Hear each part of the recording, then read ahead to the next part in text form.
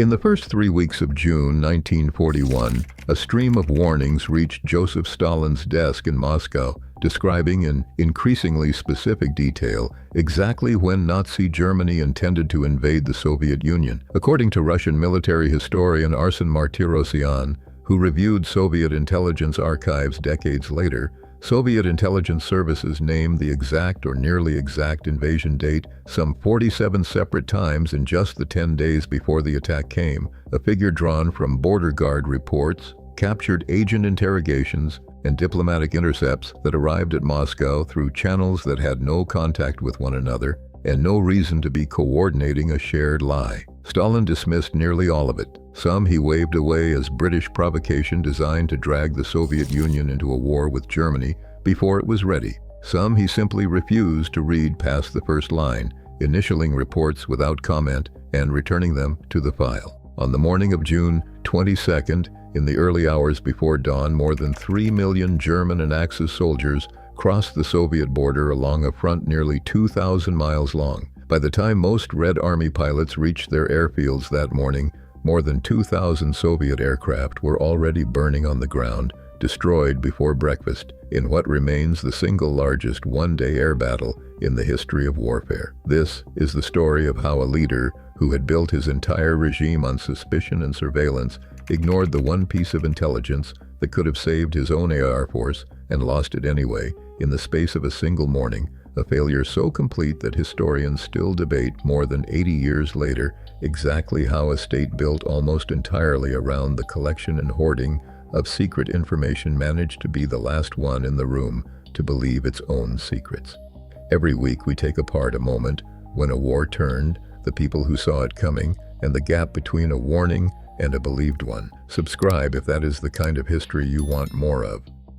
By the spring of 1941, the warnings reaching Moscow were not vague or speculative. They were arriving from multiple independent sources that had no contact with one another, using entirely different methods, and reaching remarkably similar conclusions about timing. Winston Churchill personally warned Stalin, through diplomatic channels, that a German attack was coming, sending a direct message through the British ambassador in Moscow that laid out specific evidence of German troop movements toward the Soviet frontier. Stalin dismissed the warning as an obvious attempt by Britain, then fighting Germany alone and desperate for allies to provoke a war between Germany and the Soviet Union that would take German pressure off London at the exact moment Britain needed it, lifted most. Soviet border guards captured dozens of German agents and saboteurs, crossing into Soviet territory in the final weeks before the invasion, more than 100 in the first 10 days of June alone according to Martirosyan's account, and roughly 200 more in the 12 days immediately preceding the attack, each interrogation adding further detail to a picture Moscow already had more than enough information to complete without any of it. Hitler himself had, in an odd and almost brazen way, tipped his own hand months earlier, sending Stalin a personal letter in May explaining that German troop movements near the Soviet border were simply a redeployment away from the frontier rather than toward it, timed for completion between the 15th and 20th of June, a claim official German records confirm was the exact opposite of what was actually happening on the ground during those same weeks.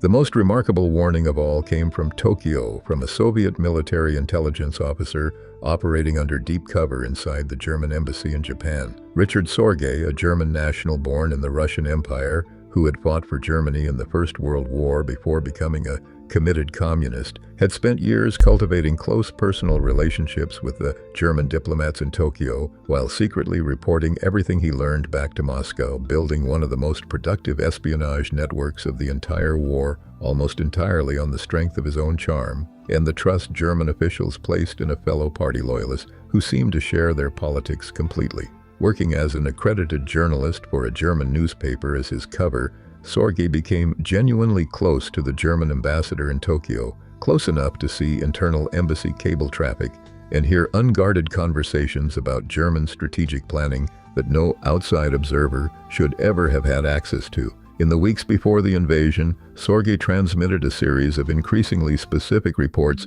to Soviet military intelligence, culminating in a message giving Moscow the actual date the German attack would begin, information he had obtained directly from conversations with the ambassador himself. a man who had no idea he was confiding in a Soviet agent rather than a sympathetic fellow German abroad. Stalin's reported response to Sorga's warning, relayed through his own intelligence chiefs, was open contempt, a dismissal of the source as unreliable, and the information as exactly the kind of provocation he had already convinced himself Britain, and now apparently his own spy network as well, were trying to feed him. Stalin's refusal to act was not simple stubbornness in isolation. It fit a pattern the Soviet leader had spent years reinforcing inside his own intelligence and military apparatus, where officers who delivered unwelcome conclusions risked their careers and sometimes their lives, and where the safest professional posture available to any ambitious officer was to tell Moscow what Moscow already believed rather than what the evidence actually showed. Stalin had, through a series of brutal purges in the late 1930s, already stripped the Red Army of a significant share of its most experienced senior officers, men executed or imprisoned on fabricated charges of disloyalty and conspiracy. 3 of the Soviet Union's 5 marshals among them, along with the overwhelming majority of its senior corps and division commanders, a systematic hollowing out of institutional military experience carried out by the very government that would need every ounce of that experience within a few short years. An officer corps rebuilt in the aftermath of that terror did not need an explicit order to soften its findings for a leader who had just demonstrated repeatedly and violently what happened to men who told him things he did not want to hear. Intelligence services operating inside that same climate had already learned the lesson just as thoroughly and delivered reports accordingly, hedged, qualified, and shaped around what their superiors already expected to be true rather than around what informants on the ground were actually reporting. While Soviet intelligence reports piled up unread or dismissed in Moscow, the German military built, over more than a year of careful planning, the largest invasion force ever assembled to that point in human history. Adolf Hitler had signed the directive for what he named Operation Barbarossa after the medieval Holy Roman Emperor Frederick Barbarossa in December of 1940, with an original launch date in mid-May of 1941. German military operations in Yugoslavia and Greece that spring launched to rescue a failed Italian campaign and put down an uprising against a newly hostile Yugoslav government, delayed the invasion by roughly 5 weeks, pushing the final date to June the 22nd, a delay that would later be debated by historians as one of the few genuine strokes of luck the Soviet Union received in the entire campaign, since it pushed the German advance later into the year and closer to the winter that would eventually help stop it. By the time the new date arrived, Germany had assembled more than 3 million of its own soldiers along the Soviet frontier, joined by several 100,000 additional troops from Romania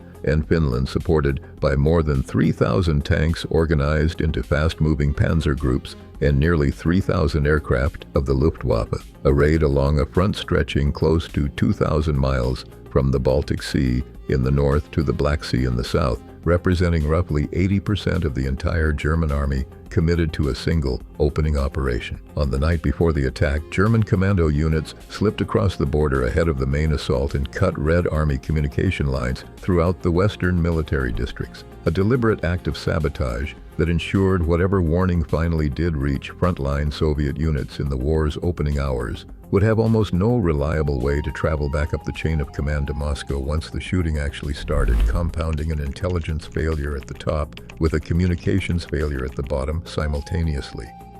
In the early hours before dawn on June the 22nd, the Luftwaffe began its first bombing runs against Soviet military bases, naval facilities, ports, and fortress towns along the length of the frontier, striking targets across an enormous stretch of the border within the same opening hours, a strike so geographically vast that no single Soviet command post anywhere along the front could have grasped its true scale from its own local reporting alone. Soviet aircraft, the vast majority of them parked in tight, orderly rows on open airfields, exactly where German reconnaissance had already photographed and mapped them in the preceding weeks, made easy targets for German fighters and bombers arriving in the first light of dawn, catching ground crews and pilots still asleep in barracks rather than at their stations. The standing orders against provocative readiness, having done exactly what such orders always risk doing in the hands of an enemy who has already decided the time for provocation has passed. By the end of that single day, more than 2,000 Soviet combat aircraft belonging to the Western military districts alone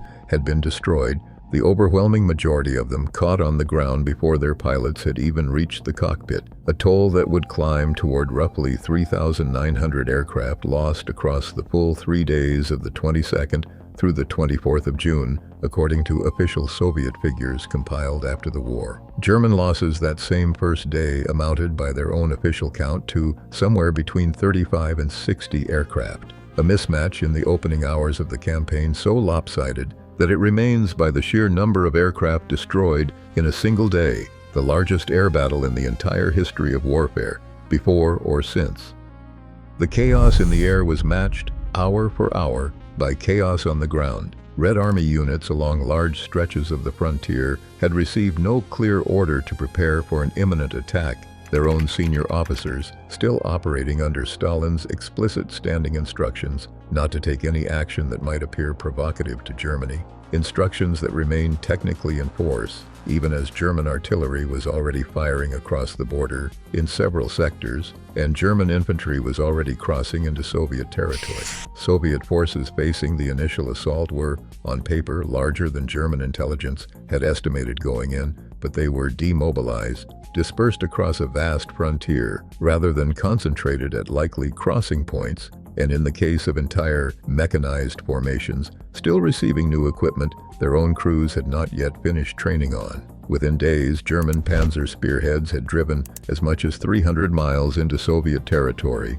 encircling and capturing entire Soviet armies faster than Moscow could organize a coherent response, entire divisions vanishing from Soviet order of battle within the campaign's first week. Within the first 6 months of the campaign, Soviet losses would climb past 2.5 million soldiers killed and more than 3 million taken prisoner, a scale of catastrophe that dwarfed anything the Red Army had previously suffered in its own history, and that traced its origins directly back to a warning list 47 entries long that had simply never been believed by the one man with the authority to act on it. The scale of the destruction that first morning becomes clearer in the specific accounts left behind by individual commanders. At air bases near the western border and across several forward salients, entire fighter regiments were destroyed without a single aircraft managing to get airborne. Ground crews and pilots running toward burning rows of planes they had no time to disperse or even fuel for a scramble. Soviet military aviation in the western districts alone had, on paper, outnumbered the attacking Luftwaffe formations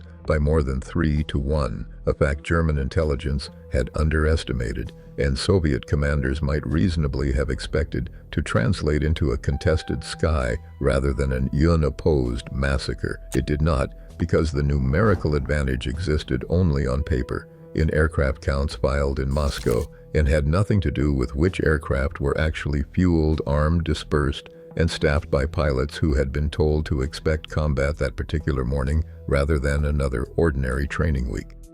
Richard Sorge did not live to see the war end either, though the intelligence he continued providing after his warning about Barbarossa went unheeded arguably did more to save Moscow than any single report he ever sent. He kept operating his network inside Japan for another year and a half, delivering further critical intelligence to Soviet military intelligence, including a report in the autumn of 1941 confirming that Japan did not intend to attack the Soviet Union from the east, having instead committed itself to war against the United States and the European colonial powers in the Pacific. That single piece of intelligence, believed this time when so much else from the same source had not been, allowed Stalin to safely transfer battle-hardened Siberian divisions, previously held back against a feared Japanese invasion that Sorge had now confirmed was not coming, west to help defend Moscow during the most dangerous weeks of the German advance that winter, a decision that arguably did more to save the Soviet capital than any other single piece of intelligence Sorge ever provided,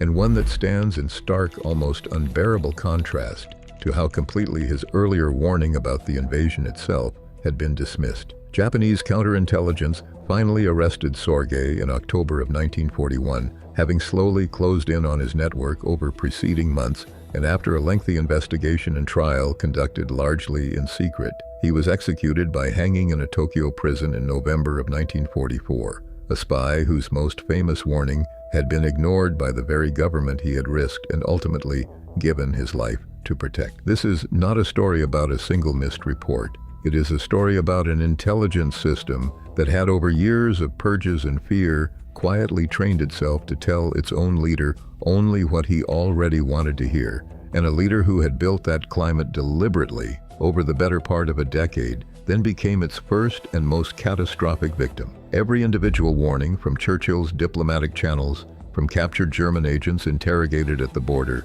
from Hitler's own oddly transparent letter about troop movements, from Sorge's carefully cultivated friendships inside the German embassy in Tokyo, arrived at Stalin's desk as a separate, isolated data point rather than as the single, overwhelming pattern it actually represented when placed side by side. Stalin, whose entire political career had been built on trusting almost no one and suspecting everyone around him, chose, in this one instance, to trust his own private conviction that Hitler would not attack, not yet, not before some further diplomatic maneuvering had played out over the accumulated judgment of nearly every intelligence source available to him, sources that for once and fatally all agreed with one another. The pattern did not end with Stalin himself either. Soviet commanders along the frontier who tried, in the final days before the invasion, to raise their own units' readiness levels on their own initiative, did so quietly and partially, aware that open preparation for an attack Moscow had not officially acknowledged could be read as exactly the kind of unauthorized,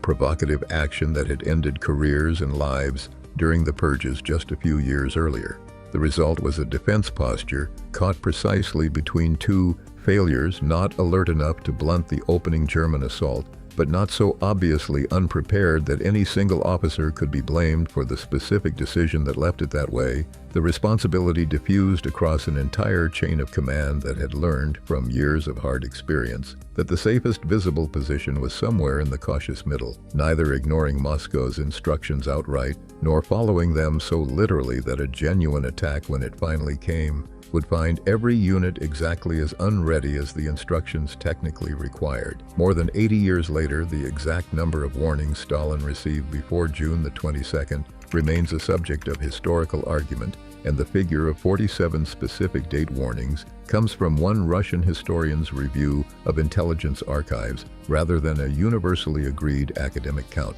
a detail worth stating plainly rather than treating as beyond dispute, since the precise number matters less than the pattern it described. What is not in serious historical dispute is the shape of the failure itself. Dozens of independent, credible warnings arriving through completely different channels, from a wartime ally, from captured enemies, from Hitler's own hand, and from a spy embedded at enormous personal risk inside the very embassy planning the attack, all pointing toward the same conclusion, all dismissed by the one man with the authority to act on any of them. Somewhere in the Russian state archives today, the original intercepts and border guard reports from those final 10 days of peace still exist, filed and cross-referenced decades after the men who wrote them and the men who ignored them were both gone, a paper trail proving that the Soviet Union was not caught by surprise on the morning of June the 22nd so much as it caught itself, one dismissed warning at a time, over 10 days, until there was no time left to catch anything at all.